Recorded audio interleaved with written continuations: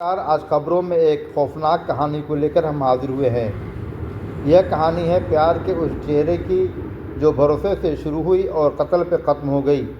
एक मासूम नाबालिग लड़की जिसे पता नहीं था कि जिससे वो मिलने जा रही है वही उसका ज़िंदगी का आखिरी पड़ाव बनने वाला है। मामला कैमूर जिला मुख्यालय भभुआ अनुमंडल में एक सुनसान जगह का है, जहाँ अंधेरी रात और एक खौफनाक कुआं यहीं रची गई और खौफनाक साजिश। आरोपी सचिन कुमार पेशे से ई रिक्शा चालक। इसी ई रिक्शा से शुरू हुई दोस्ती और फ़ोन पे के एक भुगतान से बड़ी जान पहचान, फिर फ़ोन कॉल्स के ज़रिए प्यार का जाल। लेकिन कहानी यही नहीं रुकी। सचिन की शादी कहीं और तय हो चुकी थी। डर था कि अगर ये रिश्ता सामने आ गया तो शादी टूट जाएगी। इसी डर ने जन्म दिया एक खौफनाक फैसले को, रास्ते से उसे हमेशा के लिए हटा देने का। 12 जनवरी 2026 की रात जब लड़की के माता पिता घर पर नहीं थे, एक कॉल आया, नौहट्टा गांव के पास मिलो। लड़की भरोसे पे पहुंच गई, बातें हुई, फिर एक पल में भरोसा टूट गया। मौका मिलते ही सचिन ने उसे कुएं में ढकेल दिया। एक चीख और फिर सन्नाटा। अगली सुबह कुएं से बरामद हुए एक नाबालिग का शव। इलाके में हड़कंप मच गया। पुलिस जांच में सामने आए मोबाइल कॉल्स और डिटेल्स, तकनीकी साक्ष्य बोले और कातिल तक पहुंच गई पुलिस। भभुआ एसडीपीओ मनोरंजन भारती ने प्रेस वार्ता कर किया पूरे मामले का खुलासा। कातिल कोई और नहीं बल्कि वही प्रेमी था जिस पर वो उसे सबसे ज़्यादा भरोसा किया करती थी। अब आरोपी सलाखों के पीछे है, लेकिन सवाल यह अभी भी जिंदा है, क्या प्यार इतना बेरहम हो सकता है कि शादी के डर से किसी की जान ले ली जाए? कैमूर से आई यह कहानी सिर्फ एक क्राइम नहीं बल्कि एक कड़वी सच्चाई है। कहते हैं प्यार भरोसे पे टिका होता है, लेकिन कैमूर में यही प्यार एक खौफनाक कत्ल में बदल देगा, किसी ने सोचा भी नहीं था। शादी टूटने के डर ने एक आशिक को हैवान बना दिया। प्रेमी ने अपने ही नाबालिग प्रेमिका को सुनसान जगह पे बुलाया और फिर बेरहमी से कुएं में ढकेल कर उसकी जान ले ली। सनसनीखेज मामले का खुलासा होने के बाद हर कोई सुनकर कांप गया। मामला भभुआ अनुमंडल से जो सामने आया, जहां प्रेम प्रसंग में रची गई हत्या की इस साजिश का पुलिस ने पर्दाफाश कर दिया।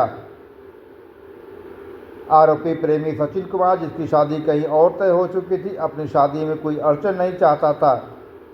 इसी डर से उसने कत्ल के साजिश रचने पर मजबूर किया और खौफनाक अंजाम रच डाला। मौका देकर उसने नाबालिग किशोरी को फ़ोन कर सुनसान जगह पर बुलाया, बातों में उलझाया और फिर उसे मौत के कुएं में ढकेल दिया।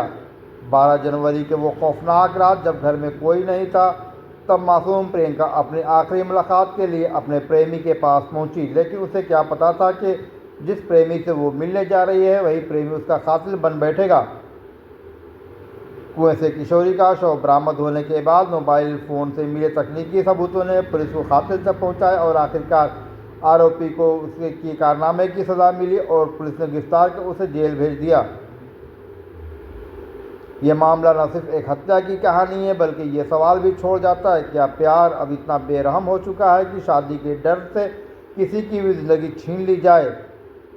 भभुआ से कैमूर की यह खबर आपको झकझोर देने वाली है। अगर यह खबर आपको अच्छी लगे तो अभी तुरंत मोबाइल में अपने सब्सक्राइब करें, शेयर करें और लाइक करना न भूलें। पासवान ग्राम नौहट्टा थाना बेलाव के द्वारा बेलाव थाना में एक आवेदन पत्र दिया गया कि उनकी पुत्री को बाला फुसला कर ले गया और खोजबीन करने के बाद भी वह नहीं मिली। तो बेलाव थाना में एक अपहरण का FIR लॉन्च कराया हम लोगों ने और पीड़िता की गरिमा और उनकी बरामदगी उनके को प्राथमिकता देखते हुए हम लोगों ने अनुसंधान आरंभ किया। और इस क्रम में नौहट्टा गांव के उत्तर में एक आसनतल नामक जगह है, वहां पर एक कुआं से उनकी लाश मिली। उनके माँ बाप ने लाश की पहचान की। हम लोगों ने FSL की टीम को भी घटनास्थल पर बुलाया और वैज्ञानिक अनुसंधान का सहयोग लिया और लाश को हम लोगों ने पोस्टमार्टम के लिए PMCH पटना भेज दिया।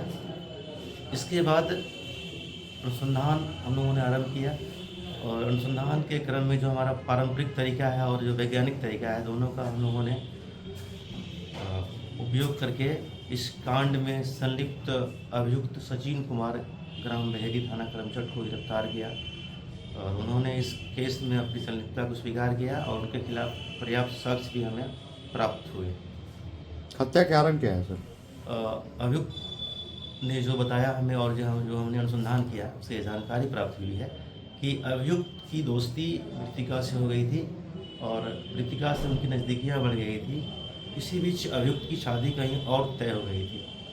तो अभियुक्त को लगा कि इस बालिका के चलते हमारी शादी नहीं हो सकती। उन्होंने इस बालिका को हटाने का योजना बनाया और योजना के तहत उन्होंने दिनांक 12/1/26 को जब वह घर में अकेली थी उस बालिका को मोबाइल फ़ोन से बातचीत के माध्यम से आसनतल नामक जगह पर बुलाया, जहाँ वो कुआं के पास बातचीत के क्रम में मौका पाकर मृतिका को कुआं में धकेल कर गिरा दिया, जिनसे उनकी मृत्यु हो गई और वो वहाँ से भाग गया। अभी क्या कार्रवाई की जा रही है? हम लोग गिरफ्तार अभियुक्त को माननीय न्यायालय में प्रोड्यूस कर रहे हैं और जो पीड़ित पक्ष है उनके मुआवजे का हम लोग कार्रवाई कर रहे हैं।